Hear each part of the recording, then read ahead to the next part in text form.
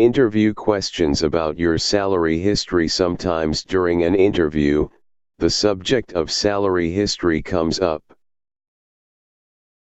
It's a good idea to be prepared to discuss salary during any interview, and to be familiar with what compensation to expect for the position.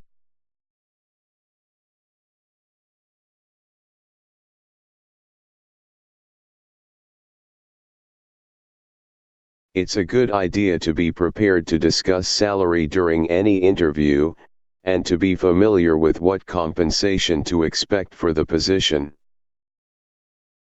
Your salary history may be of interest to your potential employer, and you should make sure you can discuss it in the most flattering way. The best place to start is by reviewing your salary history. Note any changes in your salary over the course of each job, including pay raises, bonuses, and other changes in your benefits. If you are unsure of the exact amount of your previous salaries, go back and check. Giving the wrong data to an interviewer can result in the job offer being revoked.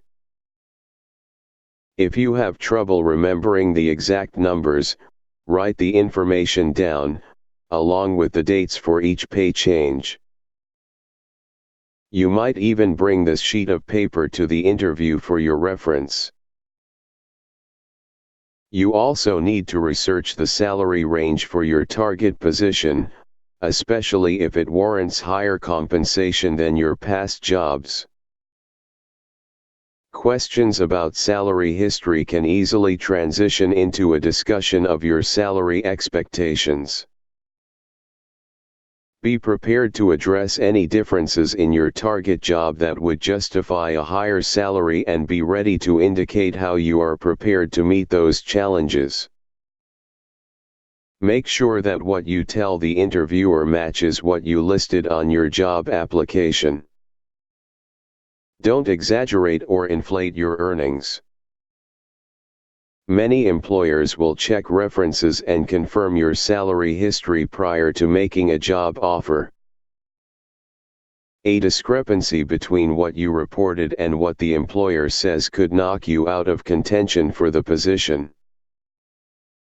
Spending a little extra time verifying the numbers and writing them down can help you avoid making a mistake that could inadvertently cost you the job.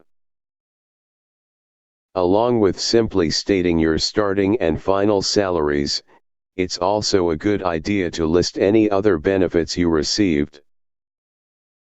These might include bonuses or other perks. Sharing these with the interviewer will demonstrate other ways your former employer recognized your worth.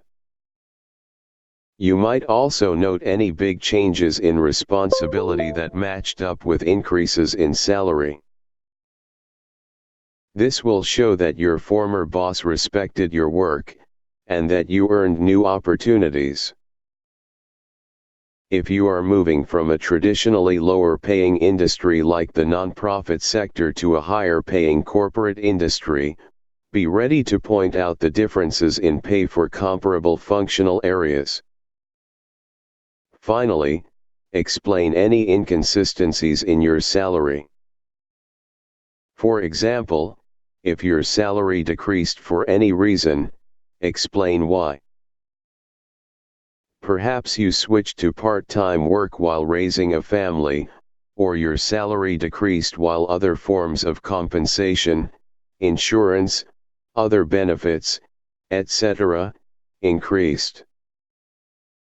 Show the interviewer that you were still a valued employee and that your compensation properly reflected the work that you did.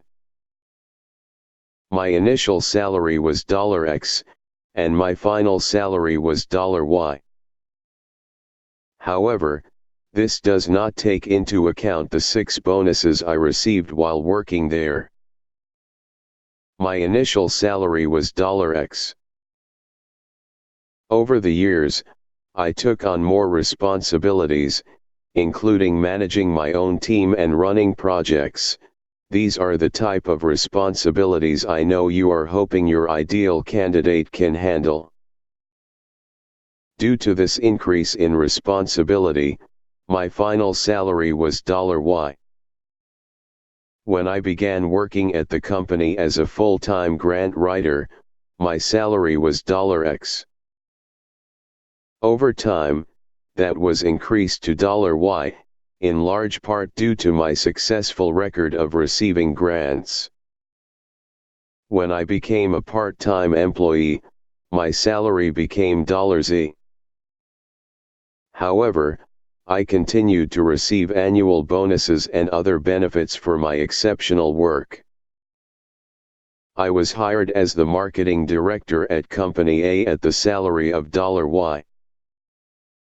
When I first started working for Company A, I supervised the introduction of a new cleaning product. Sales for the product exceeded expectations during both the first and second year, and I was rewarded with a raise to $Z, promotion to Executive Director of Marketing, and an annual 10% bonus. Shortly thereafter, I started a family with the adoption of my twins, and decided to downshift my career for 3 years. The company convinced me to stay on as a marketing analyst for 3 days a week for the reduced salary of $M.